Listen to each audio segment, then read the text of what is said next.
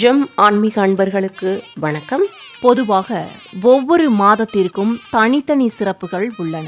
அந்த வகையில் புரட்டாசி மாதத்திற்கும் தனி சிறப்புகள் உள்ளது. குறிப்பாக புரட்டாசி மாதம் சனிக்கிழமையில் தளிகை போட்டு இறைவனை வழிபடுவது நல்ல பலனை தரும் என்பது நம்பிக்கை. இந்த புரட்டாசி மாதம் விஷ்ணு வழிபாட்டுக்கு உகந்தது. விஷ்ணு வழிபாட்டால் நம் வேண்டுதல் நிறைவேறுவதற்கான ஆற்றல் மகாவிஷ்ணுவிடம் இருந்து அன்னை மகாலட்சுமியிடம் இருந்தும் கிடைக்கும் என்பதும் நம்பிக்கை.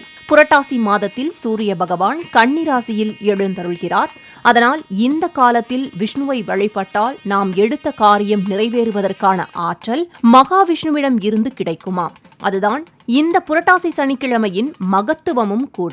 புரட்டாசி மாதம் சத்யநாராயணர் பூஜை செய்யவும் மிக மிக உகந்தது என்கிறார்கள். இந்த ஆண்டு புரட்டாசியில் 4 சனிக்கிழமைதான். பொதுவாக முதல் சனி, 3வது சனி, 5வது சனிக்கிழமை வந்தால் அன்றும் தளிகையிட்டு வழிபடலாம். இடையில் வரும் சனிக்கிழமைகள் கூட வாய்ப்புள்ளவர்கள் தளிகை போட்டு வழிபாடு செய்யலாம். ஆனால் இந்த 2வது சனிக்கிழமை ஏகாதசி வருகிறது. அதனால் அந்த நாளில் தளிகையிட்டால் அதை சாப்பிடுவது கஷ்டம் என்பதால் அந்த நாளில் ஏகாதசி விரதத்தில் இருப்பார்கள். அதிலும் புரட்டாசி ஏகாதசி மிகவும் விசேஷம். அதனால் அந்த நாளில் பெருமாளுக்கு துளசி மாலையிட்டு துளசி தீர்த்தம் வைத்து வழிபாடு செய்து கொள்ளலாம்.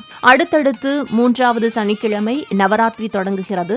கிருத்திகை திதியும் அமைந்துள்ளது. இந்த நாளில் மகாலட்சுமியை வணங்குவது மிக மிக விசேஷம்.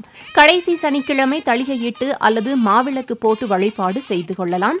சர்க்கரை பொங்கல், தேங்காய் சாதம், புளி சாதம், எலுமிச்சை சாதம், நெல்லிக்காய் சாதம், தயிர் சாதம், கருப்பு சுண்டல், வெங்காயம் சேர்க்காத வெறும் மிளகு மற்றும் சீரகம் மட்டும் சேர்த்து செய்யும் உளுந்து வடை, பானகம், மாவிளக்கு போன்ற உணவுகளை வைத்து தளிகையிடலாம். மாவிளக்கு, சாம்பார் சாதம், பழங்கள், மாதுளை முத்துக்கள், திராட்சை போன்றவை வைத்து வழிபட விரும்புபவர்கள் அப்படியும் வழிபடலாம். வழிபாட்டு முறை: நாராயணர் படத்தை நன்றாக சுத்தம் செய்து துளசி, சம்மங்கி, சாமங்கி, தாமரை உள்ளிட்டவற்றால் அலங்காரம் செய்ய வேண்டும். பின்னர் 3 இலை போட்டு தளிகையில் சாதத்தை வைத்து வழிபடலாம். வாய்ப்புள்ளவர்கள் செய்த சாதங்களை பெருமாளின் முகம் போல அலங்கரித்து கோவிந்தா கோவிந்தா என்ற நாமத்தை சொல்லி மனதார வழிபாடு செய்யவும். சுவாமிக்கு படைத்த மணையில் சிறிய விநாயகர் அல்லது மஞ்சள் விநாயகர் பிடித்து வைக்கலாம்.